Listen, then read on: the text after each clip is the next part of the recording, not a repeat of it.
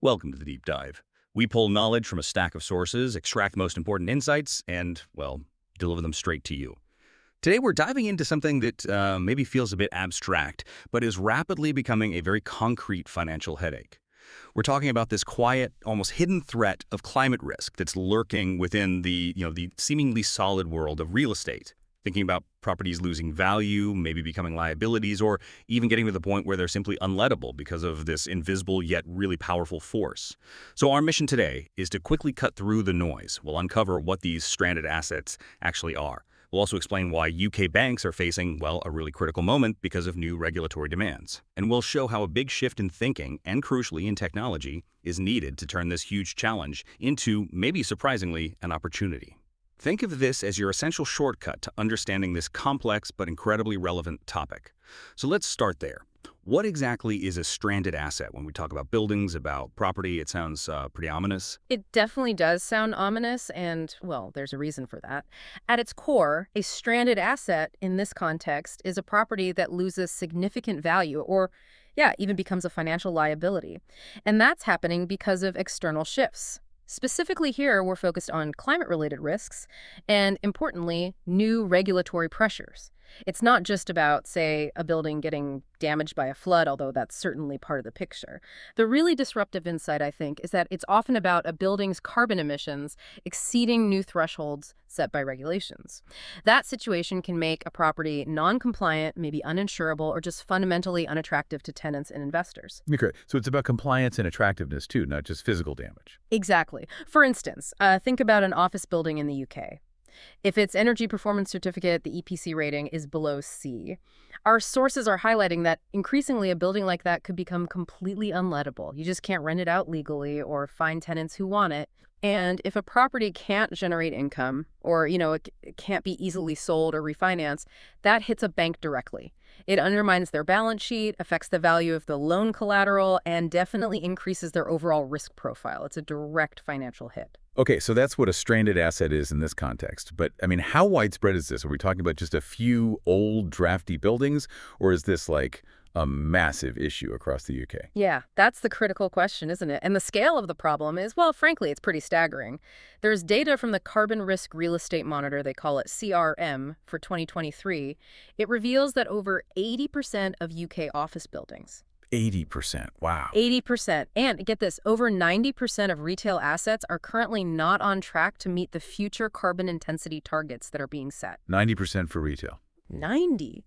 So when you think about the entire commercial real estate market, this means a huge proportion, the vast majority really, of the UK's existing buildings are at significant risk of becoming stranded. As environmental rules get tighter and what the market wants fundamentally changes. So yeah, it's far from being a niche concern. It looks like a systemic challenge. And like you said, this isn't just about wanting to be green anymore, is it? We're moving into hard financial rules territory now. The Bank of England has stepped in. What exactly are these 2025 climate disclosure requirements for UK banks? That's right. The regulatory side is where it gets really serious. The Bank of England's 2025 requirements, they're a real game changer, especially for banks involved in property lending. They're demanding detailed, forward-looking information. Banks now must quantify the potential losses specifically from these stranded assets within their loan books. They have to put a number on it. They have to put a number on it. And beyond just identifying the risk, they need to show they have credible plans to align their lending portfolios with the UK's net zero pathways. And maybe the most crucial part is that climate risk has to be fully integrated into their governance, their risk management processes, their overall strategy. And this goes right up to the board level. So the board is directly responsible. Directly responsible. The Bank of England was very clear, they actually stated, firms should assess and disclose the financial risks from climate change, including the impact on credit risk, collateral values, and business models. And then they added, boards are expected to oversee and integrate climate risk into their governance and risk management frameworks. So this isn't just a suggestion, it's a clear expectation. Boards are accountable. And these targets the banks need to align with, they aren't just vague long-term goals, are they? The UK has some legally binding deadlines coming up really fast. Incredibly fast, absolutely. The UK's legally binding net zero target, it mandates really significant cuts in emissions. We're talking 68% reduction by 2030. 2030, that's just around the corner. Exactly, just 5 years away as of mid-2025. Then it's an 81% reduction by 2035, both compared to 1990 levels, with the ultimate goal of full net zero by 2050. But that 2030 milestone, the 68% cut, that's what makes this so urgent. It creates this incredibly short window for banks to, well, proactively help their clients figure out and implement the necessary capital expenditure, the CAPEX, the retrofits needed for their properties. So banks need to help fund the fixes. Precisely. And our sources really emphasize this urgency. They note, and I'm quoting roughly here, that the gap between current performance and the required decarbonization pathway is substantial, and that without significant intervention, a large share of the existing building stock will become non-compliant well before 2030. So delaying action isn't really an option anymore. It just ramps up the risk of non-compliance, financial losses, and possibly some pretty severe regulatory penalties down the line. Okay, so faced with this massive challenge and tight deadlines, banks obviously need a good, reliable way to measure and manage this risk across potentially thousands of properties. Our sources mention CRREM as the industry gold standard. Right. What exactly is CRREM and why is it so important right now? Right. CRREM, the Carbon Risk Real Estate Monitor, it really has emerged as the definitive standard. It's independent, it's science-based, and it focuses specifically on assessing these decarbonization pathways for real estate. Its importance really lies in providing these detailed carbon intensity targets. And they're tailored different for various property types, different geographical regions, but all aligned with the big goals like the Paris Agreement and national net zero commitments. So it gives you a specific target for your building type in your location. Exactly. And it offers a transparent methodology to calculate what they call the stranding year.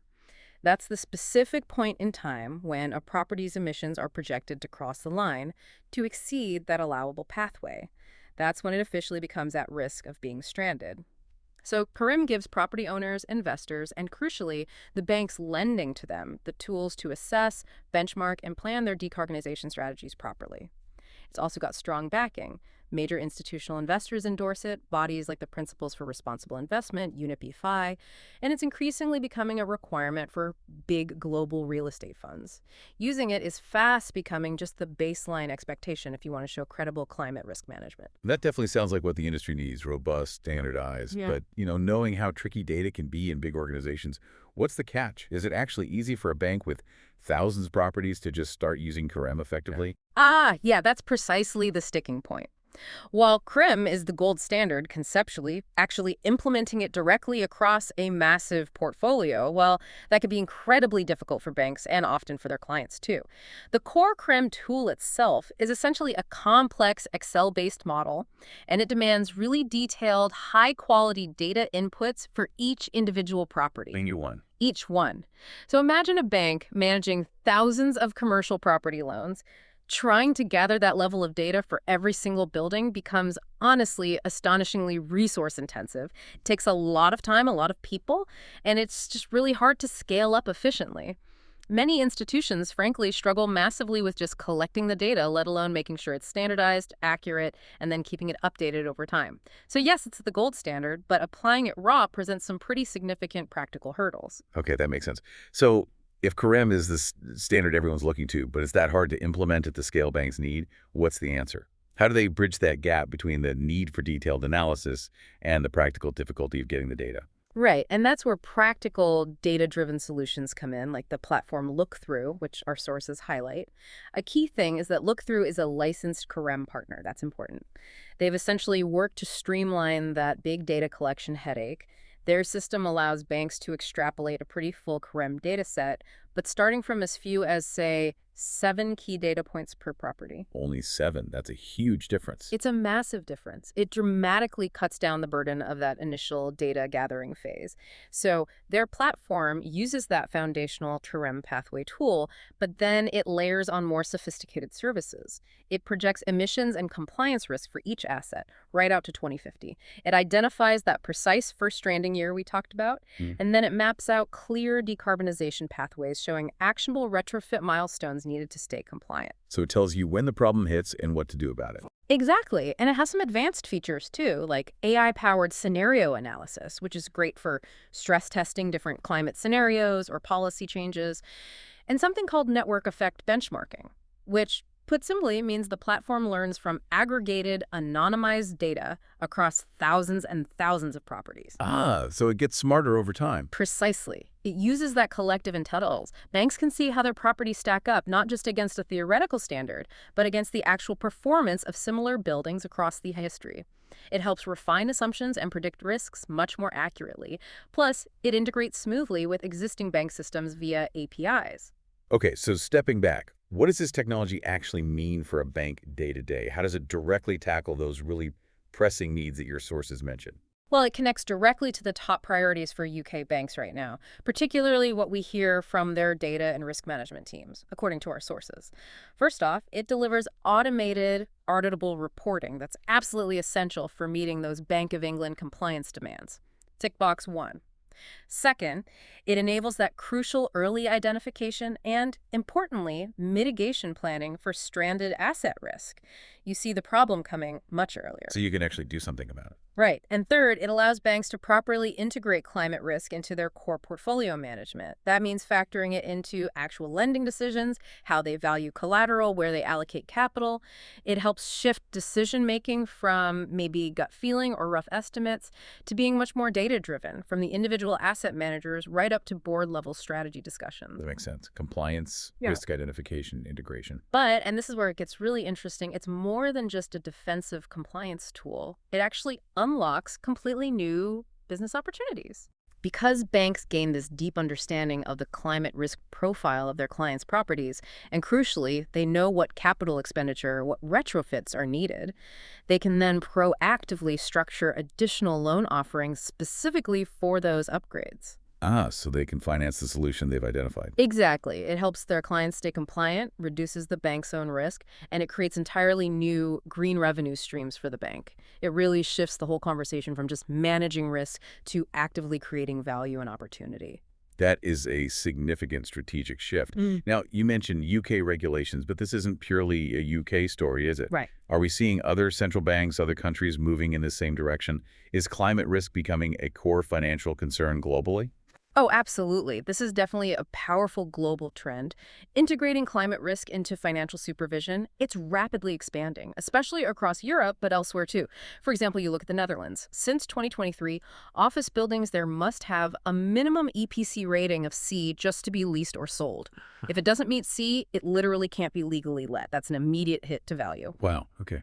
Direct consequence. Very direct. Then in France, they have the Décret Tertiaire. This requires commercial buildings to hit significant energy consumption reduction targets, 40% by 2030, 50% by 2040, 60% by 2050. Big numbers. Yeah. And back here in the UK, beyond the Bank of England's focus on banks' disclosure, there are also upcoming EPC targets for non-domestic buildings themselves. The expectation is a minimum C rating by 2027 and then B by 2030 for properties to be rented out. Non-compliance likely means fines and leasing restrictions. So multiple layers of regulation hitting. Exactly. And we're seeing similar moves from the major central banks. The European Central Bank, the ECB, is conducting climate stress tests across the Eurozone. The Banque de France is publishing detailed scenario analyses. Germany's Bundesbank is actively building climate risk into its day-to-day supervision of banks. So the broader takeaway is crystal clear.